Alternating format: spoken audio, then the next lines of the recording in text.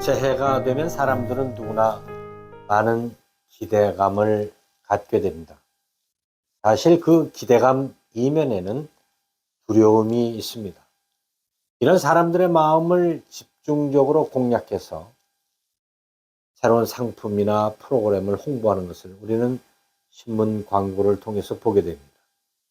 이 가나안 정복을 앞둔 이스라엘 백성들도 이 가나안 정탐을 앞두고 그들 마음 가운데 있는 그 두려움, 그래서 그들은 뭔가 더 효과적으로 그들이 큰 부담 없이 고난 없이 가나안을 정복하고자 정탐을 제안합니다.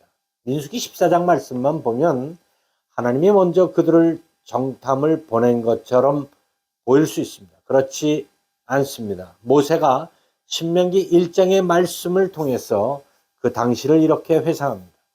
그들은 이제 한 2년 정도 걸려서 시내산에 머무르다가 이제 가데스바네에 도착한 지 한 열하루 됐습니다. 그때 하나님은 그들에게 주저하지 말고 신속하게 올라가라 명령하셨습니다. 공격 명령을 내리셨던 거죠. 그러나 그들은 자신들의 아이디어로 효과적인 사정 정탐을 모세에게 제안했습니다. 너희가 다 내 앞으로 나와 말하기를 우리가 사람을 우리보다 먼저 보내어 우리를 위하여 그 땅을 정탐하고 어느 길로 올라가야 할 것과 어느 성읍으로 들어가야 할 것을 우리에게 알리게 하자 하기에, 다시 이들은 하나님의 명령을 거부한 건 아니었습니다. 그 약속의 땅에 대한 그 기대감, 그 두려움 가운데 있는 그 기대감 때문에 좀 더 효과적인 아이디어를 제시한 것이었습니다. 모세는 그들의 요청을 받아들인 거죠. 그래서 하나님께 구했던 것이고 하나님이 그 모세의 간청을 들어주신 겁니다. 이런 모세의 오판과 그리고 타협에도 하나님이 허락하신 것은 하나님은 모세를 포함해서 그 민족을 끝까지 사랑하셨기 때문입니다. 그런데 어떻게 됐습니까? 정탐 후에 그들의 모습은 180도 변했습니다. 자신들을 보내준 그 모세와 아론을 원망하며 애굽을 그리워합니다. 하나님의 뜻을 거부하고 하나님께 도전하는 무서운 죄악의 결과를 가져왔던 것입니다. 결국 약속의 땅이란 믿음 없이는 갈 수 없는 길임을 우리에게 깨닫게 합니다.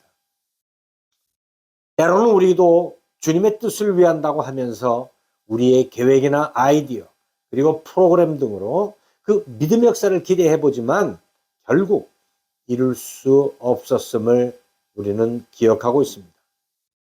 10명의 정탐꾼의 그 기준은 우리가 보기에는 라고 하는 내 중심적 기준이었습니다. 그러나 여호수아와 갈렙의 기준은 하나님이 함께 하시면, 하나님이 우리를 기뻐하시면 이라고 하는 내 중심이 아닌 하나님의 중심의 시각이었습니다. 오랜 신앙생활을 했음에도 여전히 실패하는 이유는 눈에 보이는 환경에 의한 나 중심적인 시각 때문입니다. 새에 쏟아지는 수많은 경제, 사회, 그리고 미래학자들의 예측들이 사람들의 시선을 사로잡고 있습니다. 이것이 불필요하다거나 잘못됐다는 말이 아닙니다. 약속의 땅, 천국을 향하는 성도들에게는 그 전달되는 무수한 정보를 대하는 자세가 달라야 합니다. 올해 어떤 최악의 조건과 환경이 우리에게 닥칠지라도 하나님이 기뻐하시면, 하나님이 우리와 함께 하신다라고 하면 이러한 믿음의 고백을 하시는 성도님들이 되시기를 주님의 이름으로 부탁합니다. 더 한 발자국 나아가 그리 아니하실지라도 외쳤던 사드락과 메삭과 야벳느고의 신앙을 우리는 본받아야 할 것입니다. 10명의 부정적 보고를 듣고 갈렙과 여호수아는 옷을 찢으며 이렇게 외칩니다. 그 땅을 정탐한 자 중 눈의 아들 여호수아와 여분네 아들 갈렙이 자기 옷을 찢고 이스라엘 자손의 온 회중에 말하 이르되 우리가 두루 다니며 정탐한 땅은 심히 아름다운 땅이라. 똑같은 환경을 보고도 두 사람의 시각은, 두 사람의 보고는 전혀 달랐습니다. 이 소수의 시각은 눈에 보이는 가나안이 아니었습니다.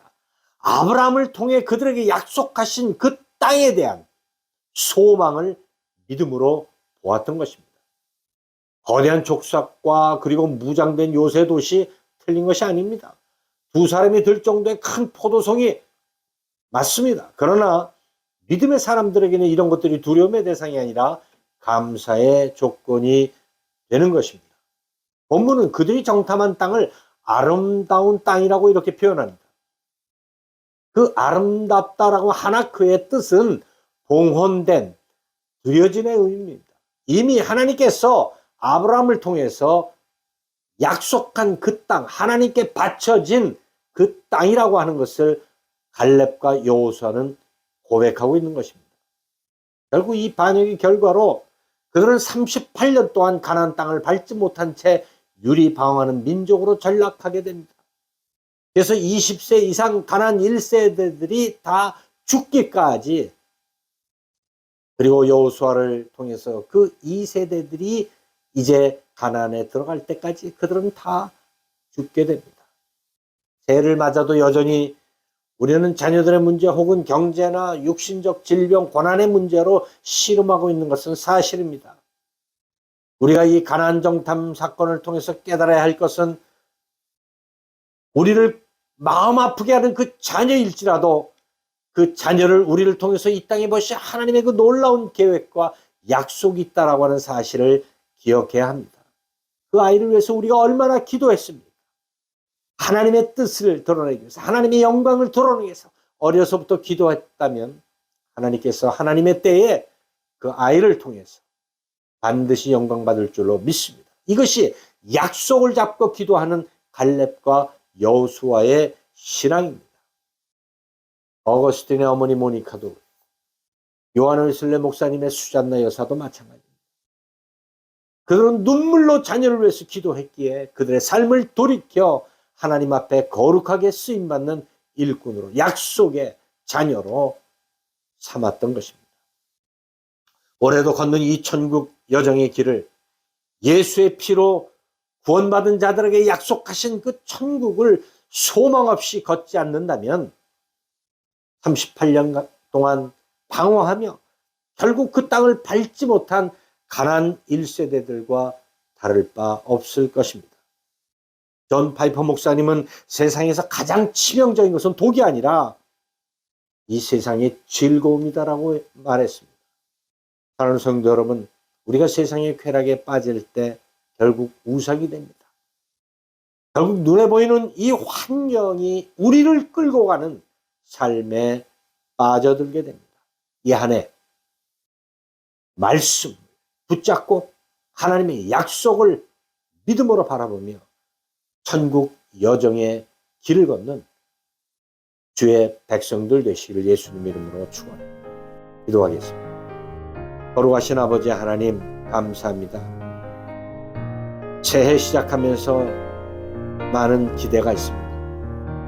사실 그 기대는 우리 안에 있는 두려움 때문입니다. 그래서 우리는 뭔가를 계획하고 뭔가를 만들고 새롭게 시작하려고 합니다.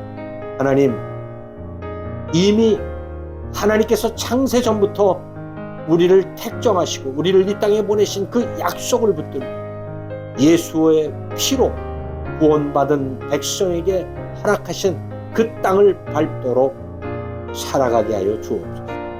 예수님의 이름으로 기도합니다.